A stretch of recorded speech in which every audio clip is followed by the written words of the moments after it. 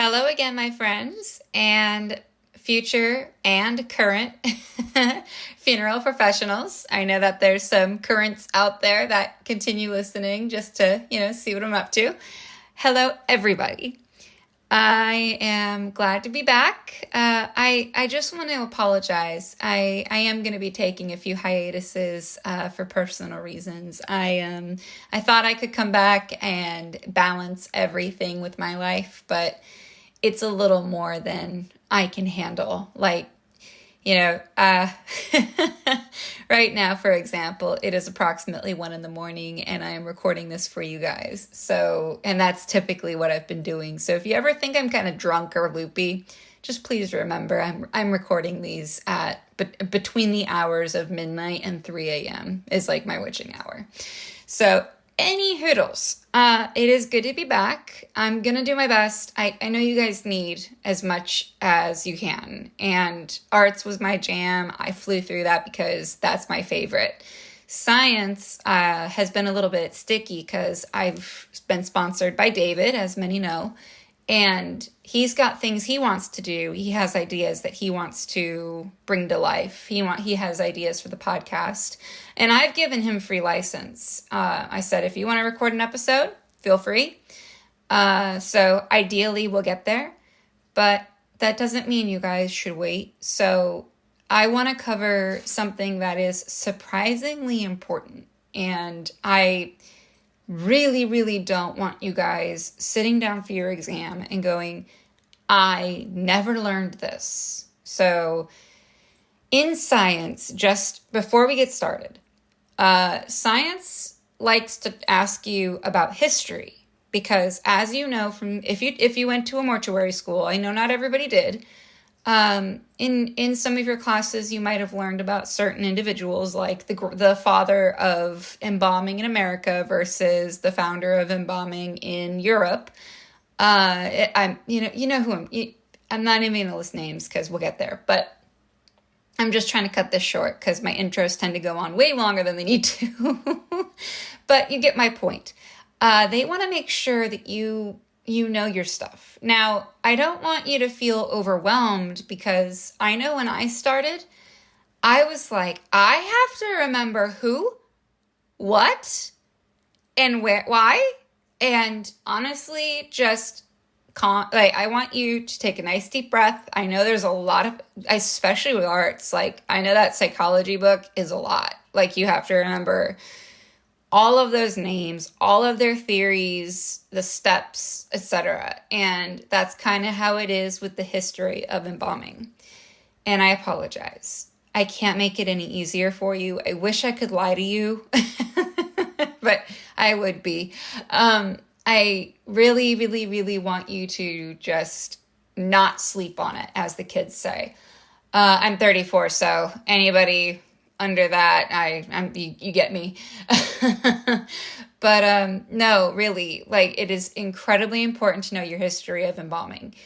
And that is the entirety of this episode. I am actually going to just be doing the conference study guide section on the history of embalming.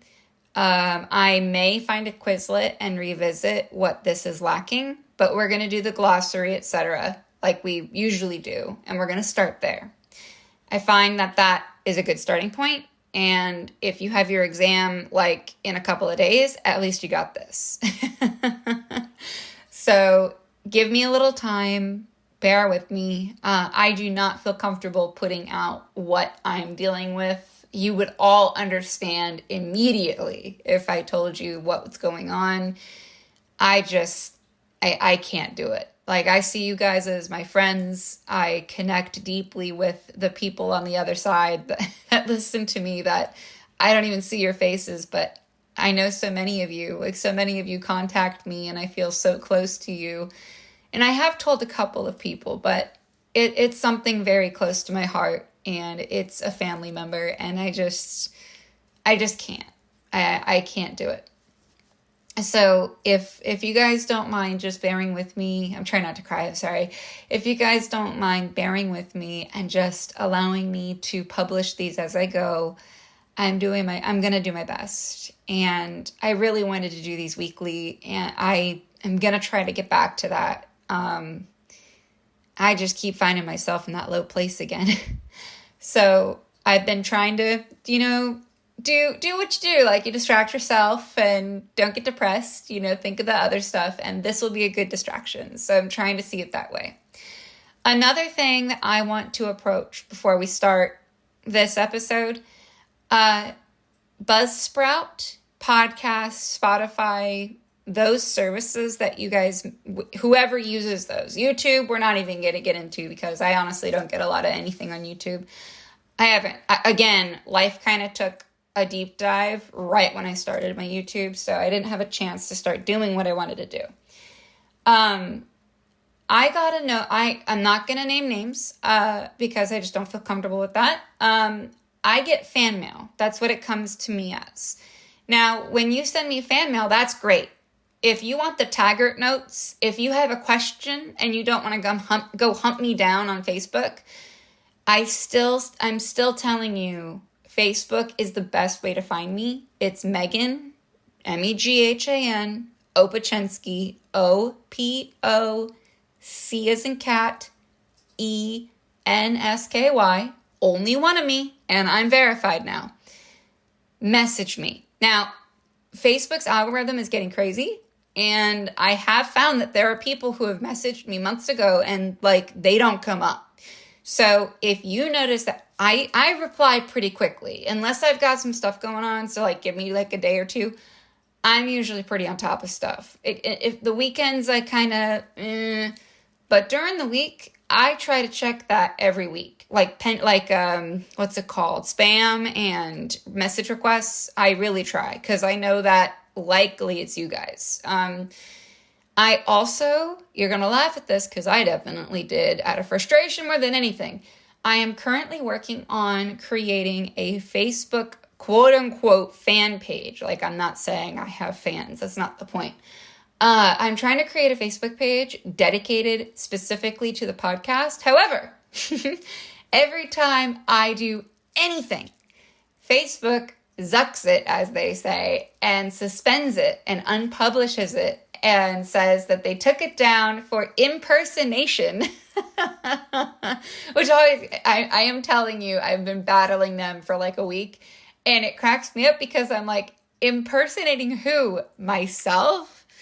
Now, David actually, he did not talk to me first. He went and made a Facebook group using my name for the NBE, and I'm not even an admin or a mod. He added me to it. So I'm not really kosher with advertising that until I'm more involved. We have to kind of touch base on that. As far as I'm concerned, I want to be involved with what goes on in a group that is made for my podcast. Sponsor is great, but I should be, you know what I mean? So anyway, I think the best way of doing this is making that fan page if I can. For the time being, if you decide to send me fan mail and not communicate with me on Facebook. Now, Facebook, like I was saying, sometimes you get filtered. I post publicly all the time. You are more than freaking welcome to just comment. Nobody cares. I promise you, nobody on my threads are going to be like, who are you? They're going to not even acknowledge it. Just comment and say, hey, Meghan, I messaged you. Could you please get back to me? Because I can click your name, go right to your message. I don't know why. It's just magic. I don't know.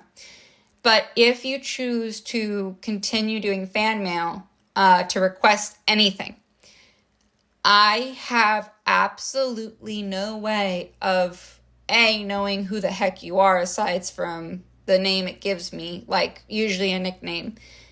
I have absolutely no way to reply to you. So I recently had somebody reach out to me, and I feel horrible. I know they think I'm unintentionally ignoring them, and I'm not. I had somebody reach out requesting some notes, and I am more than happy to send them. However, all it said is, could you please send me these with their nickname, not even a full name, so I could find them on Facebook and try. Nope. So if you send me anything via fan mail, I need a way to reply to you. Please send me the email that you want me to reply to, okay? It doesn't go to anybody. This is my page. Not even David has access to it. This is my account. Nobody can see that message. I do not sell emails. I do not do that stuff. It's just I kind of have to have it, not only to get in touch with you, but to send you those notes.